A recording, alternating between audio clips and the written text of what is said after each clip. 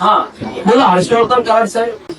सन्मान्य महापौर महोदय, सन्मान्य उपमहापौर, सन्मान्य आयुक्त, उपस्थित सर्व सन्मान्य नगरसेवक बंधू आणि भगिनींनो, सर्वप्रथम आपण मला इकडे बोलण्याची संधी दिली त्याबद्दल मी आपले आभार व्यक्त करतो.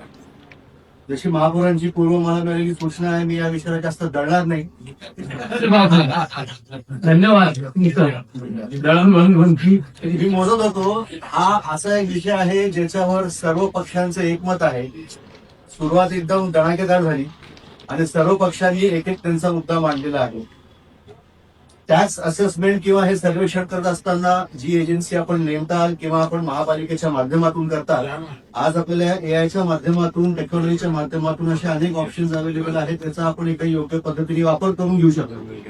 माझी असं प्रशासनाला विनंती असेल की योग्य ती टेक्नॉलॉजी वापरून आपण योग्य असेसमेंट करावं. त्याच्यामध्ये नेहमीप्रमाणे जे मोठ्या शहरांमध्ये होतं, जे आपल्याकडे पण झालं पाहिजे, असं प्रत्येक प्रॉपर्टीचं, प्रत्येक झोनचं प्रभागामध्ये ड्रोन मॅपिंगनी जे स्लम एरिया आहेत, जे सेवा वस्ती आहेत, त्याचं योग्य पद्धतीने मॅपिंग झालं पाहिजे. त्याचबरोबर ही जी असेसमेंट होणारी जी पद्धती आहे ह्याची एक एसओपी बनली पाहिजे आणि ही एसओपी या सभागृहासमोर पूर्णतः चर्चेमध्ये आणली पाहिजे की कोणत्याही एका प्रभागामध्ये जर आपण प्रॉपर्टीचं मॅपिंग करत असू त्याची एसओपी काय आहे.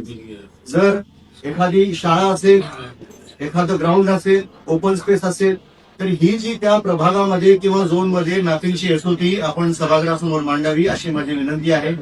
त्याचबरोबर आपल्या शहराचा जो डीपी प्लॅन जाहीर झालेला आहे, या डीपी प्लॅन मध्ये अशा अनेक प्रॉपर्टी आहेत जे सध्या डीपी प्लॅन मध्ये अस्तित्वात आहेत, परंतु एक्सपान्शनच्या वेळेस जेव्हा रोड वाईडनिंग होतील किंवा जिकडे येलोचे ग्रीन झोन होतील किंवा उलट ग्रीनचे येलो झोन होतील, अशा प्रॉपर्टीजला असेसमेंटच्या दरम्यान तुम्ही काय प्रोव्हिजन्स क्रिएट करणार आहात.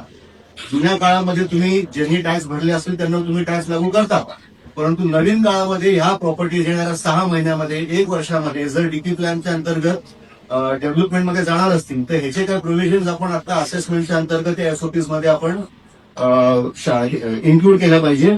त्याचबरोबर आपले जे सध्या बांधकाम चालू आहेत, युजली असं बघण्यात येतं की जिकडे जिकडे टॅक्स वाचवण्याचा प्रयत्न केला जातो की बाबा 2 माळ्याची परमिशन आहे पण बिल्डरनी 4 माळे बांधता बांधून टाकले आणि त्याच्यानंतर मग त्याला टॅक्स आकारणी करत राहा.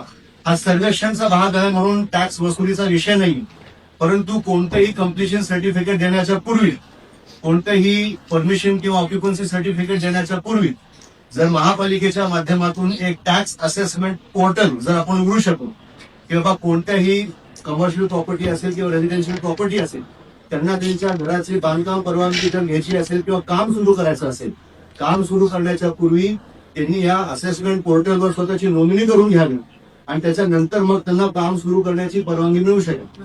अशा पद्धतीने जर आपण एक एसओपी मांडू शकलो तर मला असं वाटतं की येणाऱ्या काळामध्ये ही पूर्ण प्रक्रिया अतिशय सोप्या पद्धतीने पुढे जाईल. प्रत्येक राजकीय पक्षाचे लोकप्रतिनिधी आज इकडे बसलेले आहेत आणि याच्यामध्ये सन्मान्य राजू वैद्य साहेब असतील, सन्मान्य तुपे साहेब असतील, बोडिलेताई असतील, सन्मान्य विरोधी पक्ष नेते असतील, सर्वांची एक मानसिकता आहे की आपापल्या प्रभागातून योग्य पद्धतीने टॅक्स आकारणी झाली पाहिजे. आणि म्हणून मी या मताचा आहे की आपण सर्वांनी एकत्र येऊन एक सर्वपक्षीय समिती आपण बनवावी, जे या विषयामध्ये तज्ज्ञ असतील त्यांना एकत्र घ्यावं आणि प्रत्येक मुद्दा त्या समितीच्या वतीने पुढे मांडून आपण पुढे जावं. धन्यवाद.